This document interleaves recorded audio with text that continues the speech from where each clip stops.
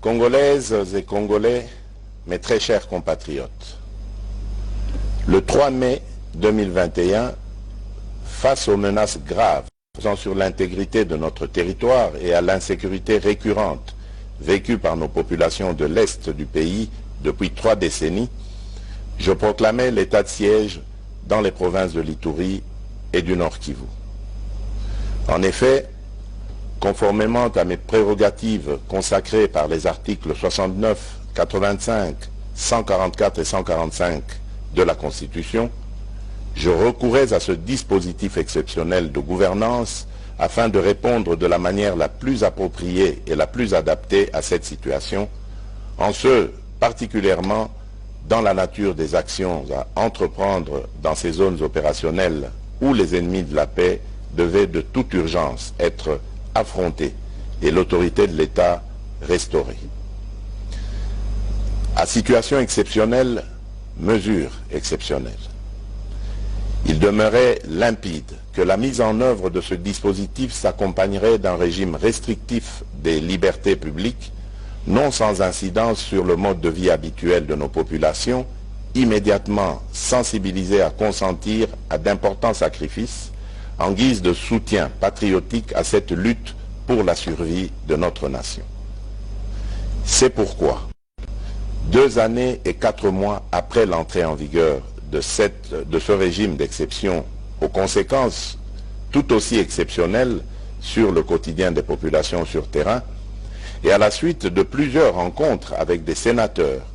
des députés nationaux et les députés issus des 2 provinces, ainsi que des rapports de mission d'évaluation effectués par le Premier ministre, j'apercevais clairement le besoin d'une réflexion approfondie impliquant tous les acteurs concernés sur la question en vue d'obtenir les recommandations les mieux indiquées au sujet de la situation juridico-politique rencontrée dans ces 2 provinces. Cette réflexion devait toutefois avoir lieu tout en veillant à préserver les avancées significatives socio-économiques, politiques et sécuritaires acquises par la gouvernance militaire de l'état de siège. Face à la prolongation de cette situation exceptionnelle et soucieux de prendre en compte les aspirations profondes du plus grand nombre de forces vives de la partie est de notre pays, j'ai donc instruit le Premier ministre d'organiser et de convoquer une table ronde politique sur l'évaluation de l'état de siège dans les provinces de l'Ituri et du Nord Kivu, organisée du 14 au 16 août 2023 à Kinshasa. Cette table ronde que j'ai voulu inclusive a connu de la participation des élus nationaux et provinciaux issus des provinces concernées, des délégués des institutions nationales, la participation active des forces vives d'autres provinces de la République, ce qui témoigne de l'élan de la solidarité affichée par les Congolaises et Congolais de tous bords derrière cette cause nationale. Mes très chers compatriotes, mus d'un sens élevé de patriotisme et de responsabilité, les différents participants ont travaillé d'arrache-pied durant les 3 journées allouées à cette table ronde pour proposer une option concertée en vue de pacifier définitivement les provinces de l'Ituri et du Nord Kivu, et ce, au regard de l'évolution du contexte sécuritaire, politique, économique et social.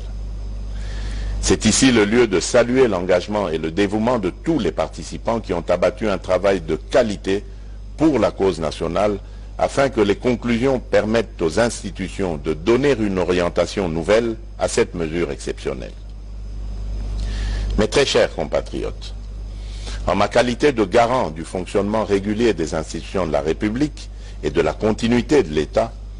j'ai examiné en toute responsabilité l'ensemble des recommandations formulées dans les 3 commissions de la table ronde. Après avoir échangé avec les responsables des institutions de l'État et entendu le Conseil supérieur de la Défense, j'ai pris la ferme résolution de conduire, sans atermoiement funeste, mais sans précipitation inconsidérée non plus, les populations des provinces de l'Ituri et du Nord Kivu vers un allègement progressif et graduel du régime de restriction de l'état de siège avec les meilleures garanties de poursuite du maintien d'une pression maximale sur les ennemis de la paix. C'est pourquoi, prenant la juste mesure de l'impérieuse nécessité d'un retour sécurisé de nos populations à une vie civile et citoyenne normale d'une part, et des avancées enregistrées au cours de la gouvernance sous l'état de siège d'autre part, notamment l'amélioration de la situation sécuritaire dans certaines zones des deux provinces concernées, j'ai opté, en toute responsabilité, pour la mise en œuvre d'un dispositif transitoire graduel au terme duquel cette situation exceptionnelle devra connaître sa fin. S'inspirant des tendances dégagées des travaux de la table ronde, ce dispositif transitoire consistera au rétablissement de l'autorité civile dans les entités territoriales décentralisées et déconcentrées qui sont déjà sécurisées et sous contrôle des forces armées de la République démocratique du Congo. Ce qui implique la levée des restrictions des libertés constitutionnelles de tous les citoyens et plus particulièrement la libre circulation des personnes et de leurs biens en mettant fin au couvre-feu, la liberté d'association, de manifestation pacifique et de réunion dans le strict respect des conditions légales. Ceci est d'autant plus important que les différents acteurs engagés au processus électoral ont droit à y participer pleinement et sans entrave aucune. Dans le même ordre d'idées, j'engage le gouvernement central à régler sans délai les arriérés d'émoluments des animateurs des institutions provinciales mises en veilleuse par l'état de siège, tel que cela leur est garanti par l'ordonnance numéro 21/016 du 3 mai 2021 portant mesure d'application de l'état de siège.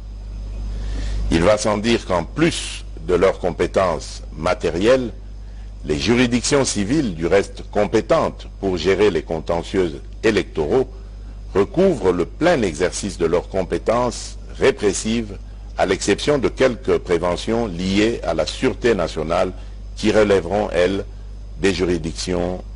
militaires. Mes très chers compatriotes, après l'état d'urgence sanitaire,